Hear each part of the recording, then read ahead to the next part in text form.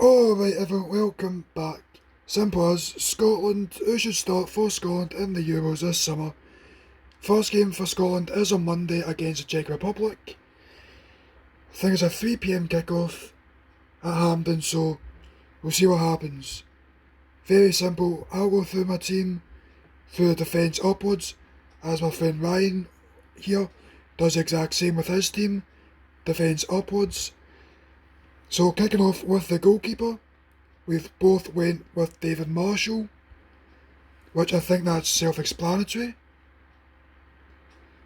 I think of the options, obviously had John McLaughlin and Craig Gordon, which McLaughlin didn't get enough game time this season, and also Steve Clarke going with Marshall in the playoffs, and I think every other game apart from the one against the Netherlands last week on Wednesday. It's pretty much, you'd expect Marshall to start in the Euros unless he picks up a knock. So, don't really need to talk about that one anyway. But, quickly move on to the defence. I went with a 4-3-3. So my defence is Stephen O'Donnell right back, Declan Gallagher, Liam Cooper at centre back, with Kieran Tierney at left back. What was the defence you went with, Ryan? Well, I went somewhat similar, but obviously slightly different. Stephen O'Donnell, right wing back. Right centre back was Scott McTominay. In the middle of the three centre backs, I went with Declan Gallagher, the new Aberdeen man. Kieran Tierney was the other centre back, playing out of position, and Andy Robertson, the captain, at wing back on the opposite flank. Aye. That defence probably will end up being the one that actually starts, especially with the way Steve Clarke's probably been setting up, even in the friendly games. I think Steve Clarke has went with a 5-back in the 2 friendlies we've played in preparation for the Euros. As it is, it's like, I think the right back, Stephen O'Donnell, you'd think that's probably a guaranteed. Him and David Marshall's probably, I would say, the only two that's maybe guaranteed a position in the start of the Euros. Gallagher, you could say different. It's just, even though he did start the other night there against Luxembourg, maybe he won't start. But I think over the past year or so, Gallagher's basically played every single Scotland game possible. So you think, even though Gallagher's not played consistently the last 2 months, you would think that Clarke wouldn't play him. But then again, you've played them enough regularly, you know what you're going to get with Gallagher. Obviously, I put Kieran Tierney as left back, I don't think many Scotland fans want us to play a 5-back, but to be on that more cautious side, to try and get out the groups, I think you probably would have to, especially against England and probably Croatia. Maybe against the Czech Republic he doesn't, but I think you probably would, just for the players to understand the formation in a proper big game setting. Especially with, I think it's supposed to be, 12,500 fans back at Hampden, I think, on Monday next week. And then the centre backs is it could be anything. With Gallagher partner somebody else, or it's got to be a 3-back where you've then probably got maybe the likes of Scott McTominay and somebody else alongside Gallagher. Or maybe the centre back pairings get completely switched up.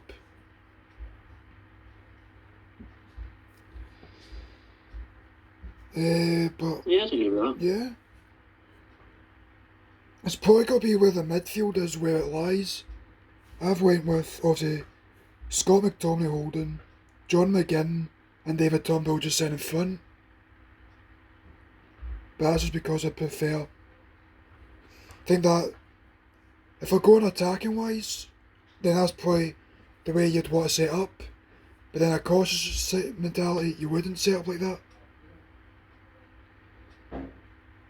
What was the midfield you went with? Yeah. Was your two midfielders?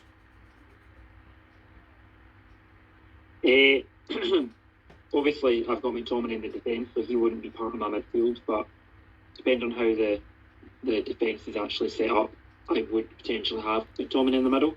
But in terms of my actual formation, I've picked Cal McGregor on the left, his left foot, and John McGinn on the right of the two. Obviously, John McGinn can play much further forward. He can play anywhere, but I do quite like him sitting just in front of the defence, making late runs into the box, coming out of the balls on the edge as well. So yeah, that's my midfield too. It's that, like, obviously, if Scott McTominay doesn't play, I would have put McGregor in. It's just, you think, if you're going to set up cautious what probably happens, the way you've set up is probably the more realistic. Mine is kind of like, if Steve Clark wants to go kind of balls out and actually wants to try and control games and attack from the start, which maybe against the Czech Republic you could say wouldn't be a bad idea.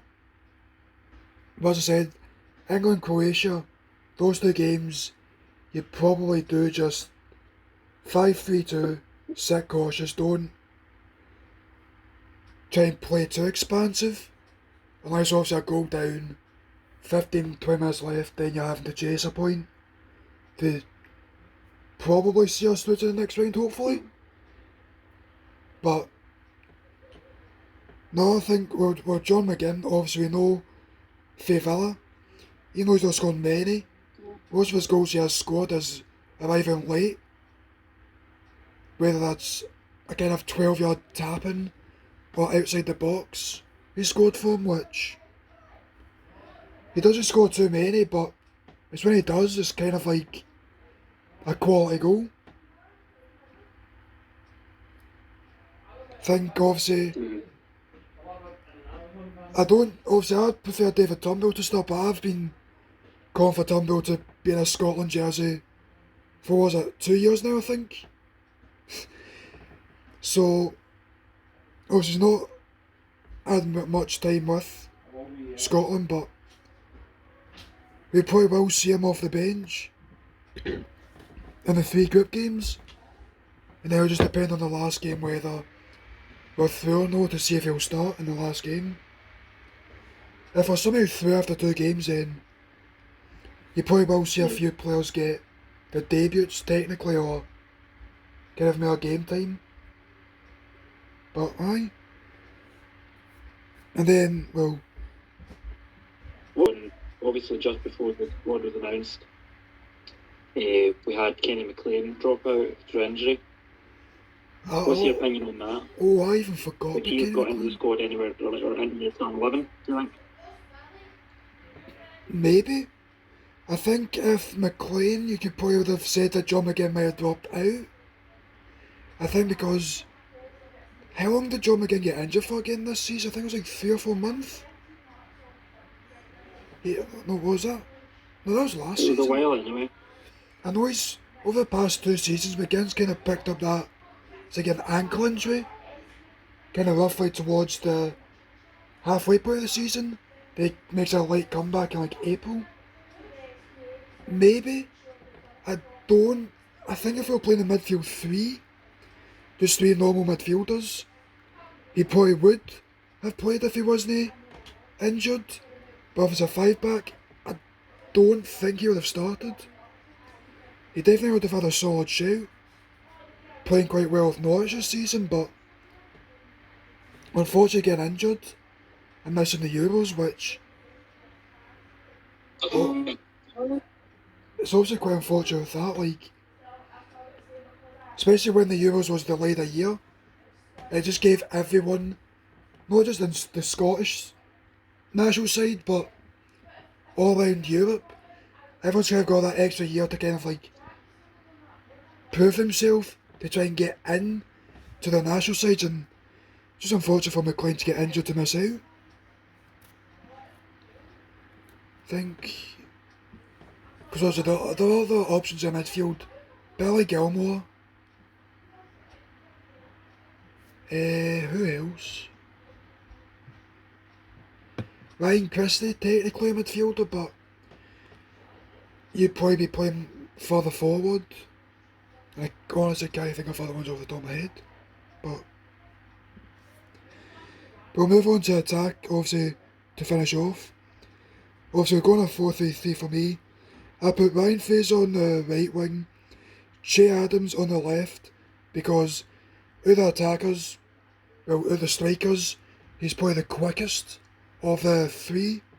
And then Lyndon Dykes up top, just to kind of have that side of where it's a threat. Like have that target man where he can just lob players into the box, kind of cause a bit of havoc at times when needed, and allow other players to kind of get brought into the game and try and just rely off knockdowns and layoffs through Dykes. So I think he's played alright at QPR this season.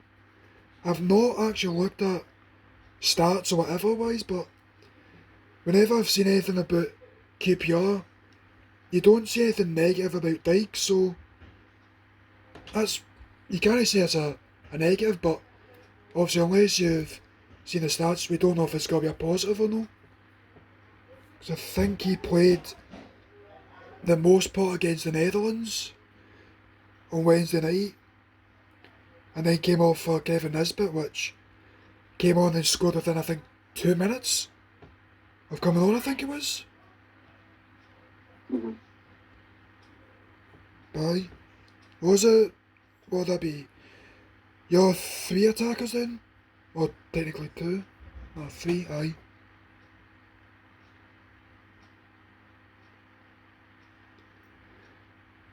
What was your Three attack for then? me. So, well, being an Aberdeen fan, I've always been quite fond of Ryan Christie, and I've liked him in the national team as well. So, to have him as part of a front three on the right, not that he isn't exactly work shy, so he does draw back into midfield, help out, try and win the ball. He does a lot of running. So him being on that right side, him and John McGinn will rotate quite a bit, I think. Yeah. Even if Chris is not actually playing midfield, he'll cover for McGinn if he goes forward. Through the middle, I would rotate, or not rotate, but I would definitely have either Lyndon Dykes or Shea Adams for different games, different opponents, different periods in the game. Shea Adams for his explosive power and his pace, his movement is great. Lyndon Dykes for his height, not his energy, his stature, his hold-up play. And then on the left, I'd have either somebody like Ryan Fraser or James Forrest, or even Kevin Nisbet. On occasion, because he does like coming out from that left-hand side in a more central area. It could really depend who we're playing and how offensive we're really trying to be. Yeah. But my normal one would just be Fraser on the left, Lyndon Dykes through the middle, and then Christie on the right. Aye. Well, it'd either be that or you'd maybe Clark sets up for having Christie as a false 9 maybe. But then just like 2 attackers kind of more playing between obviously the wings and then maybe coming central. Probably maybe defensively. You'd see Christie probably playing more central, then on the attack he'll probably break out right or whatever. But then, aye. But obviously, so I think Ryan Fraser and Che Adams probably will start in the attack. It'll just be, is it just going to be those two? Or does somebody else kind of come in and kind of join them? Or do probably one of them drop out? Which will be the question. But I think with your obviously formation, everyone probably sounds spot on with that of how you'll set it up. It's like more cautious. You've got Cal McGregor and John McGinn sitting, which you know they're good on the ball. With attack, obviously as I said earlier, yours probably will be, I could arguably be the one that Steve Clark probably names on Monday afternoon against the Czech, but with mine, if I'm there of an attacking coach, you probably would have said that. Just looking at it now, I think Liam Cooper, I don't think he's actually played much in the Premier League this season. I think through injuries or suspension it has been. I can't remember. That's just because I don't really pay attention to Leeds, but I think it's that. You kind of... Yeah, good point. It'd be good to see what happens. I won't end up seeing what happens with the Scotland game anyway. By the time I finish, the game will be over. Well, or just about. Because I think the lineup, unless the game's played through the radio, I don't think I'll catch any of it. Unless we end up finishing early. So be good to see what happens for next week on Monday. See what happens. Hopefully, we can pick up a win. Are you looking forward to the evening? I think we'll win. Against the Czech, well, we'll need to pick up a win against the Czech Republic. And then it's probably got to be, you'd hope England beat both the Czech and Croatia. And then we draw against, hopefully, both of England and Croatia. So that would see us through, obviously. But we'll just have to hope. Obviously, if we win the first two games, which is extremely unlikely, we go down to Wembley and beat England, but you never say never. We know England have bottled bigger games in the past against a lot weaker opposition. So, definitely looking forward to it. Hopefully, even if we don't qualify for the last 16 and just fail at the group stages, hopefully it's not going to be 3 games, 3 losses. Hopefully it's going to be like something that's like first major tournament in 20 something years, I think it is. 23 years? I think it was, 98. I think the last time we qualified. Yeah, that's about right. Yeah. So hopefully it's not going to be an embarrassment. Just so it's like first major tournament, the players have shown they can perform, they've just not been able to pick up the results. Go again for the World Cup next summer, which I think, well, not next summer, I think that's getting held in December, because obviously Qatar, with their weather conditions in the summer, it'd be quite stupid to play in the summer. But I'm looking forward to the next World Cup. It's nuts to think it's only a year away. But obviously that's because of COVID, this year was supposed to happen last summer. But then everything got suspended, pushed back, and now we're here. Any kind of final words, thoughts of that?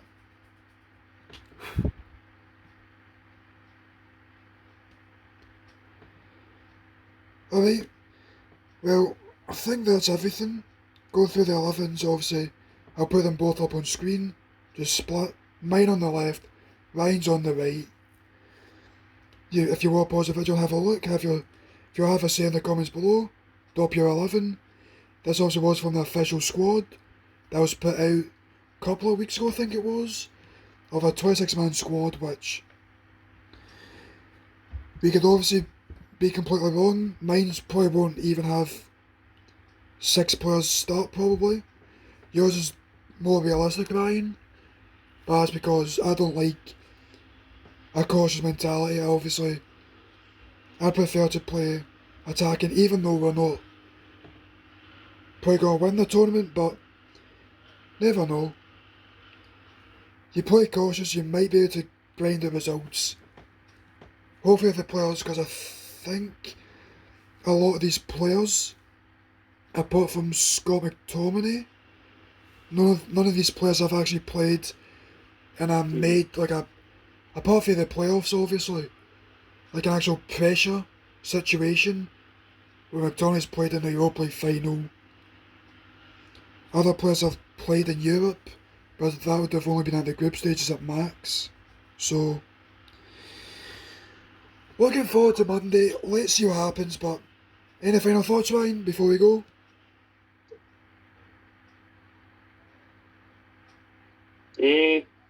Just that it should be a very good tournament.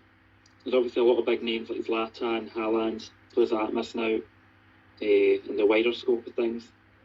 I just hope Scotland come away with it with their heads held high and we're able to move into the Qatari World Cup qualifiers, the remaining ones, with a bit of an added boost. Aye, hopefully. Get this Euros out the way. Come away with positives. And then get straight into preparations for hopefully playing at the 2022 World Cup in Qatar, which will be about, I think, 17 months away, which comes quick. But aye, with that, that's everything. If you've liked the video, leave a like, subscribe to the channel, turn on post notifications. But with that, hope you've had a good week. Enjoy your weekend. And with that, let's see how Scotland go on the Euros. And with that, I'll see yous in the next one. Goodbye.